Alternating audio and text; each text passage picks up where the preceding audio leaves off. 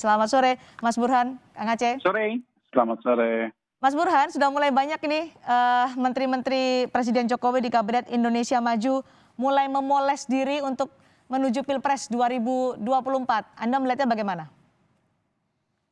Ya, kalau ada sinyalemen kekhawatiran dari beberapa kalangan akan mengganggu kinerja kabinet, menurut saya sinyalemen itu sah-sah saja. Ya. Tetapi seharusnya kita melihatnya secara lebih komprehensif. Saya ingin mengacu pada kasus real di Amerika Serikat, ada yang disebut istilah second term curse, kutukan periode kedua, di mana periode kedua umumnya presiden-presiden itu kinerjanya lebih buruk dalam kasus di Amerika. Apa penyebabnya? Studi menunjukkan karena di periode kedua tidak ada insentif elektoral buat presiden untuk kinerja lebih baik karena mereka nggak bisa maju lagi. Di periode pertama, umumnya presiden lebih bagus karena ada insentif elektoral. Apa poinnya kaitannya dengan isu ini? Itu sebenarnya isu kinerja itu tidak harus dibenturkan dengan elektabilitas. Justru dalam kasus elektoral, kalau ada menteri, ada kepala daerah yang ingin meningkatkan elektabilitas tapi kinerjanya buruk, itu bunuh diri. Justru dengan pencalonan sebagai entah nomor 1 atau nomor 2, itu akan memicu para menteri, para kepala daerah untuk menunjukkan kinerjanya supaya mereka betul-betul dianggap layak. Jadi pada titik ini saya tidak melihatnya itu sebagai hubungan yang saling meniadakan antara kinerja. Seolah-olah kalau maju sebagai capres kinerjanya buruk. Data justru menunjukkan sebaliknya. Jadi saya termasuk tidak terlalu khawatir kalau misalnya menteri maju kemudian kinerjanya memburuk. Kalau memburuk justru bukti bahwa sang menteri tidak layak sebagai pemimpin nasional.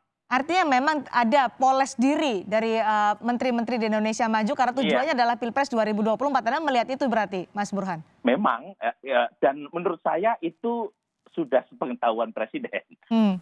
Karena secara common sense saja, Cindy, nggak mungkin menteri sebagai anak buah presiden melakukan satu kinerja politik tanpa sepengetahuan tuannya.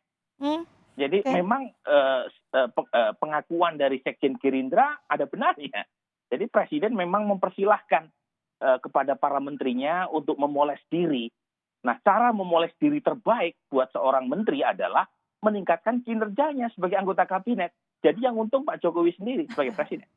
Oke, Kang Aceh, termasuk Pak Erlangga Hartarto memoles diri dengan kinerja sebagai Menteri Koordinator Perekonomian untuk menuju Pilpres 2024? Iya, saya kira harus dibedakan ya. Pertama antara kinerja beliau sebagai Menteri Perekonomian yang juga Komite Penanganan COVID dan Pemulihan Ekonomi.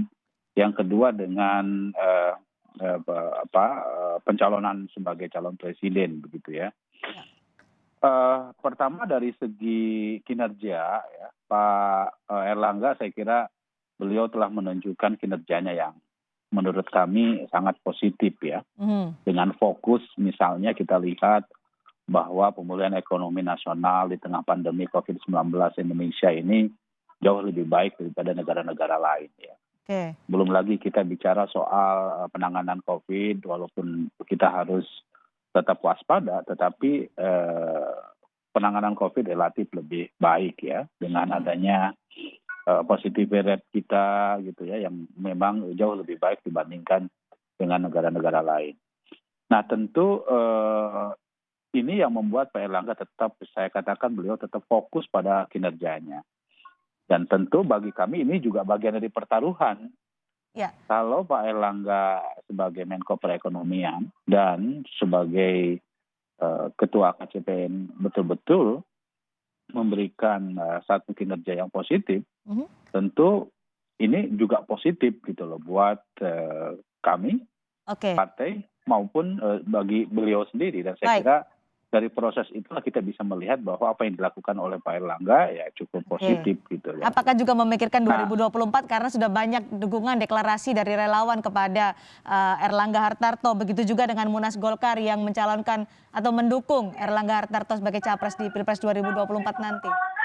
Ya, itu merupakan konsekuensi dari hasil musyawarah nasional 2019 yang lalu. Memang salah satu rekomendasinya adalah meminta Pak Erlangga untuk maju menjadi calon presiden. ya. Dan itu kemudian semakin dipertegas di dalam hasil Rapimnas dan Rakernas di tahun 2021 yang memang Pak Erlangga kita sosialisasikan, kita kenalkan kepada masyarakat, kita tingkatkan elektabilitasnya. Tetapi Pak Erlangga sendiri itu lebih fokus kepada kerja-kerja beliau sebagai Menko Perekonomian gitu. Jadi dua hal yang berbeda antara tugas kepartean yang itu adalah menjadi tanggung jawab bagi semua kader Partai Golkar untuk sosialisasikan beliau, sementara Pak Erlangganya sendiri fokus terhadap proses penanganan kinerjanya gitu. Baik, betulkah kinerja atau memoles diri menuju Pilpres 2024 karena Partai Demokrasi Indonesia Perjuangan juga mengingatkan agar menteri-menteri di Kabinet Jokowi fokus menyelesaikan program kerja pemerintah, bukan sibuk berkegiatan politik